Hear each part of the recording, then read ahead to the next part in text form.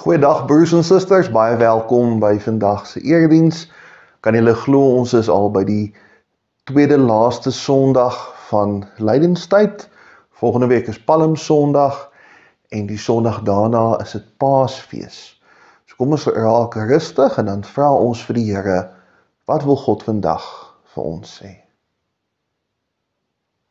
Ons Here, ons wil vir U baie dankie sê vir die spesiale tyd van die jaar. Ons wil vir U dankie sê dat U self vir ons die weg na U gebaan het. En ons wil vir U dankie sê dat ons ook U verloste kinders mag wees. Ons vra dat U nou deur die woord en die Gees met ons sal praat en dat ons ook sal hoor. Wat wil U vir ons sê? Amen. Ons lees vandag uit Johannes 12. Dit begin hier so op bladsy 1, 2, 4 en ons lees vers 1 tot 8. 6 dae voor die Pasga het Jesus na Betanië gegaan. Dit was die tuiste van Lazarus, wat Jesus uit die dood opgewek het. Daar het hulle vir hom toe 'n maaltyd voorberei en Martha het hulle bedien. Lazarus was een van die wat saam met hom aan tafel was. Toe het Maria 'n litera, egte, uiters kosbare nardesolie geneem, die voete van Jesus gesalf en met haar hare sy voete afgedroog, en die huis is deurtrek met die geur van die olie. Toe sê Judas Iskariot, een van sy disippels, die een wat hom sou verraai, waarom is die reukolie nie vir 300 denarius verkoop en die geld aan die armes gegee nie? Hy het dit gesê nie omdat hy vir die armes omgegee het nie, maar omdat hy 'n dief was. Hy het die geldbeurs gedra en het van die bydraes gevat. Daarop het Jesus gesê, laat haar begaan, sy het dit vir die dag van my begrafnis bewaar. Want die armes het julle altyd by julle, maar vir my het julle nie altyd nie. Ons lees net tot sover. Mag die Here elkeen seën wat die woord hoor en ook daaraan gehoor gee. Ek wil jou graag vandag uitnooi om 'n bietjie te dink aan jou gelukkige plekkie. Jou gelukkige plekkie is daai een plek wat vir jou rustigheid en blydskap gee. Vir party mense is dit in die veld of iewers langs die viswater. Vir ander mense is dit dalk in die sitkamer met 'n beker koffie of dalk langs die Sondagmiddagtafel met 'n klomp vriende en familielede. Een van ons boere het vir my die pragtigste huis gewys wat hy self gebou het langs die rivier. As jy dink aan jou gelukkige plekkie, watter sintuie kom by jou op? Wat ruik jy? Wat sien jy? Wat hoor jy? Wat voel jy? En wat proe jy? Toe ek 'n kind was, toe was my ouma se huis in Kleinmond altyd my gelukkige plekkietjie gewees. Ek en my ma het altyd gekyk wie kan die see die eerste sien as ons nou tussen Villiersdorp en Kleinmond ry. Die boonste verdieping van ouma se huis het sulke krakerige trappe gehad en ek het altyd op daai boonste verdieping gebly. As 'n bederfie het ouma dikwels vir ons gemmerbier gemaak of partykeer truffels.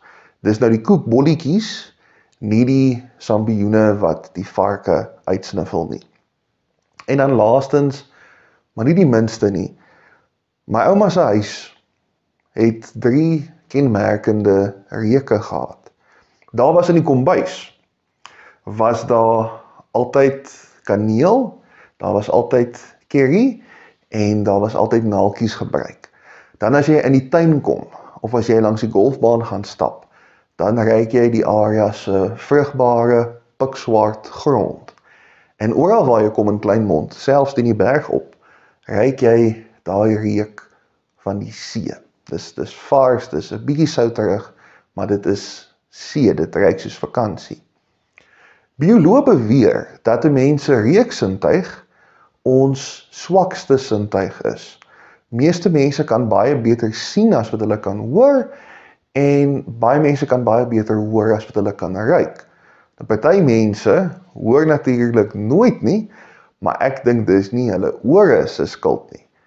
Dis daarom dan dat as ons 'n spesifieke reuk het, as ons 'n besondere reuk onthou, dan vat dit ons dadelik terug in ons geheue, en dan dink ons aan spesifieke mense. Nou as ek Chris ryk, dan dink ek aan my pa. As ek Muff ryk, dan dink ek aan een van my beste vriende, wie se kleintyd hy altyd so geryk het. En as ek Sonskerm ryk, dan dink ek aan Anastasia, want sy brand pink in 'n halfuur se tyd as die son reg is. In antieke tye het reuk 'n belangrike rol in Israel se godsdiens gespeel.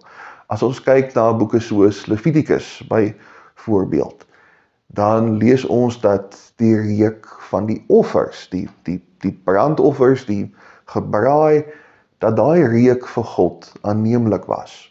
As daar sekere rituele uitgevoer was, dan was daar wierook gebrand. As daar 'n nuwe koning gesalf is, dan was daar 'n lekkerryk ietsie op hulle kop gesit, en as iemand begrawe was, dan was hulle gebalsem en hulle was mooi toeverbind gewees. Nou moet ons onthou, die mense van daai tyd het nie gebad nie. Iemand wat 'n bietjie parfuum op hulle gehad het, kon almal geruik het wat naby hulle was. Dit was 'n vreemde, onnatuurlike, maar 'n lekker reuk. As jy gesalf of geparfuum was, dan was dit vir die hele wêreld maklik om jou uit te ken. Iemand kom naby jou, jy was onlangs lekker ryk goed opgesit. Nou ons lees ook vandag, hierso in vers 3, die huis is deurtrek met die geur van die olie. Enig iemand wat al naby 'n nuwe koning of 'n nuwe priester was in daai tyd, hulle sou die reuk geken het. En ook dadelik kry sy kritiek teen haar optrede. Sommige net so. Judas sê, ag kom nou Maria, dis net nie prakties nie. En hy word dadelik afgemaak as 'n skelm en 'n dief. Maar hoeveel van ons sou nie dieselfde vra nie? 300 denarius werk uit op 300 daglone. Nou soos wat ons mekaar nou al baie herinner het, was die antieke wêreld baie meer konservatief as ons in gewees. Jy vat nie aan iemand van die teenoorgestelde geslag as hulle nie jou familie is nie. Jy praat nie met hulle nie. As jy kan, dan vermy jy sommer oogkontak ook. Maria begaan 'n sosiale flater. Maar wanneer Jesus vir Judas stil maak, dan sê hy iets wat deur die eeue heen al baie verkeerd opgeneem is. Jesus sê, julle het vir my nie vir altyd by julle nie, maar die armes gaan vir altyd by julle wees. Jesus sê nie die armes behoort altyd by julle te wees nie. Jesus sê nie daar moet altyd armoede wees en dis goed as mense van die honger doodgaan nie. Dis nooit wat Jesus sê nie. Wat wel gebeur, is dat Johannes die skrywer vir die gehoor herinner daaraan dat Jesus se tyd raak min. Baie mense gebruik hierdie gesprek om te regverdig dat ons broers en susters het en altyd gaan hê wat baie swaar kry. En ja, dit is hoe die wêreld is, maar dit is nie goed dat dit so is nie. Dit hoef nie so te wees vir altyd nie.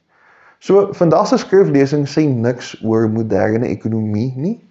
Armoede is sleg, en daar waar ons kan, moet ons probeer om dit te beveg. So hierdie gedeelte sê niks oor die armes nie. Nou sou ons kon vra, hoekom het Martha se suster Maria so 'n uitspattige geskenk gegee? Alhoewel sy bedoelings moontlik boos was daar nie enige leuns in Judas se opmerking nie. Dit was 'n klomp geld gewees. Dis moeilik vir die middelklas vandag om te besef hoe arm was die mense van die klassieke wêreld. Ek betaal R50 vir 'n rolletjie Mitchums en ek kan omtrent vir 'n maand, kan ek elke dag 'n bietjie aansit, kan ek elke dag relatief lekker ryk. Hierdie olie wat Maria op Jesus se voete gesit het, sou vandag omtrent R60.320 kos. Dis min of meer wat iemand maak wat vir minimumloon werk in 'n jaar.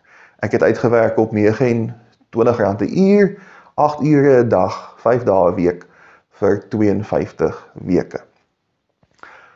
as iemand nou vir my 'n yslike klip uit die pad uitrol, dan sal ek miskien nog vir hulle 'n botteltjie iets koop. Nou nie parfuum nie, 'n botteltjie iets anders. En dit werk nie sommer meer as R300 uit nie. So ons kan vra, wat het Maria besiel? Wel, haar broer het haar besiel. Ek wonder of ons kan onthou, wie was die broer van die twee susters, Martha en Maria?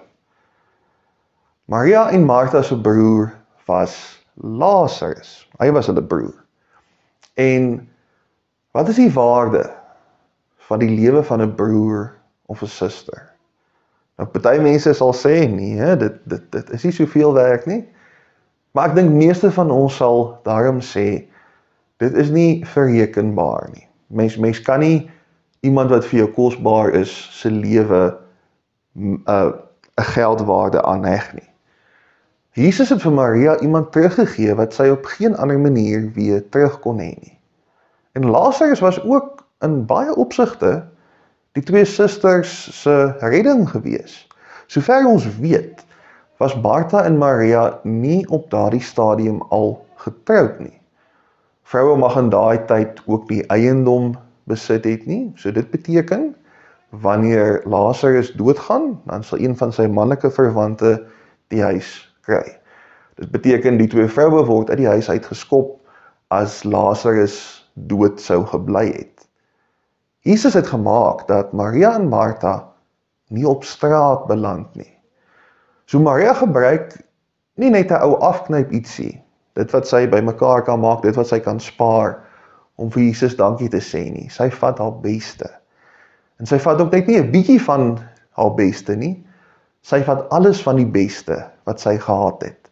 Dis 'n liefde, dis 'n omgee en 'n dankbaarheid, wat nie vra of dit prakties is, en of dit sin maak nie. Dis oorvloedig, dis uitspattend, en dis letterlik afdruppende liefde. Dis ongelooflik. En as ons nou verder dink aan die res van die storie van Johannes, dan was Maria se daad van liefde moontlik die laaste bietjie deernis wat Jesus op aarde sou beleef. Kort hierna is Jesus gevange geneem, hy's gemartel en hy's vermoor. En daarna word hy opgewek uit die dood en hy gaan terug in die wolke in soos wat hy afgekom het. Nou wie weet, miskien sou Jesus nog ietsie van die olie kon ryk soos wat hy gevange geneem is. Wie weet. En sou dit nie die moeite werd wees nie. Vir baie mense soos Judas, lyk dit na 'n geweldige vermorsing. Maar geen gebaar van omgee, dink ek, is ooit regtig 'n vermorsing nie. Of dit nou is om by iemand in 'n koma net te gaan sit, of iemand wat jy nie meer kan verstaan nie. Of dit nou is om te speel met 'n kleintjie wat jou dalk nie eendag gaan onthou nie. En of dit nou is om naaste liefde te betoon aan iemand wat jy dalk nie weer gaan sien nie, en wat dalk nie iets vir jou terug kan doen nie. Ek dink juist dis hierdie kere waar die Heilige Gees in die te vergeefse iets ongeloofliks reg kry. En net so terloops, Judas is dalk die laaste een wat kan praat van vermorsing. Maria blaas iemand se jaarlikse loon op lekker ryk goed vir God. Judas blaas sy verhouding met al sy vriende, meeste van die mense wat hy ken, 30 stukke silwer. So Judas kan nie regtig praat oor wat is 'n vermorsing en wat is nie. So waar ander mense sê, dis net nie prakties nie. Of ag, dis nie volhoubaar nie. Kies Maria wie die uitspattige liefde. Ons weet ook nie vir hoe lank ons die mense wat oor ons pad kom nog gaan hê nie. Nie net familie en vriende nie, maar enige iemand vir wie ons iets kan doen terwyl hulle nog lewe. Dit help nie ons wil vir hulle iets doen as hulle nie meer met ons is nie. Ek wil vir ons uitnooi om na 'n ou, moontlik bekende storie te luister oor omgee. Dis die laaste iets wat ek vandag met ons gaan deel. En ek wil graag hê ons moet dit hoor in die konteks van mense na wie die Gees ons dalk lei. Lang gelede was daar 'n laerskoolkind op die strand, so 10, 11, 12. Dit was springgety gewees en baie van die seesterre het op die vlak strand beland. En die kind was besig om vir die vale rond te hol, om soveel sterre in die see in te gooi, soos wat hulle kan. Hulle hol rond, en hulle vat die seesterre, en hulle gooi dit terug in die water. Dit was warm, en die kind het begin moeg geraak. Toe vra een van die volwassenes vir die kind, hoorie, jy kan tog nie al die seesterre teruggooi voordat hulle doodgaan nie. Jy gaan tog nie deur dit wat jy nou doen, die wêreld verander nie. Dis warm, jy's besig om moeg te raak, hoekom probeer jy nog? En dadelik antwoord die kind, nee, dit is verseker so. Ek gaan nie die wêreld verander deur 'n paar seesterre terug te gooi nie. Maar vir daardie paar seesterre wat ek teruggooi, verander ek wel hulle hele wêreld. Ons word gestuur om ons sintuie te gebruik, om te sien en om te hoor waar die Here ons wil gebruik. En as ons dit doen, dan word ons lewens ook 'n kosbare geur wat deur die hele gemeenskap trek. Dis dalk nie altyd prakties nie. Dis dalk nie altyd volhoubaar nie. Maar om te gee is altyd die moeite werd. Amen. Ons Here, ons wil graag vir U dankie sê vir al die mense wat al in ons lewens 'n rol gespeel het, wat vir ons omgegee het en wat vir ons lief was, wat nie gekyk het wat dit kos of hoe lank dit gaan vat nie, maar wat dit vir ons gedoen het omdat hulle wou. Here, dan vra ons dat U ons ook seën met dieselfde liefde vir mense wat ons nodig het, mense vir wie ons iets kan doen, of dit mense is wat ons elke dag sien en of dit mense is wat ons nooit weer gaan sien nie. U het vir ons ook 'n roeping om vir mense om te gee. Here, help ons om nie in die eerste plek te vra wat is die meeste wat ons met iets kan uitrig nie, maar of ons nou, hier en nou nodig is om iets vir iemand te gee of iets vir iemand dalk te doen. Baie dankie dat U vir ons so ongelooflik seën met so baie liefde, en as ons net 'n breekdeel daarvan vir ander kan betoon, dan beteken dit al baie. Amen.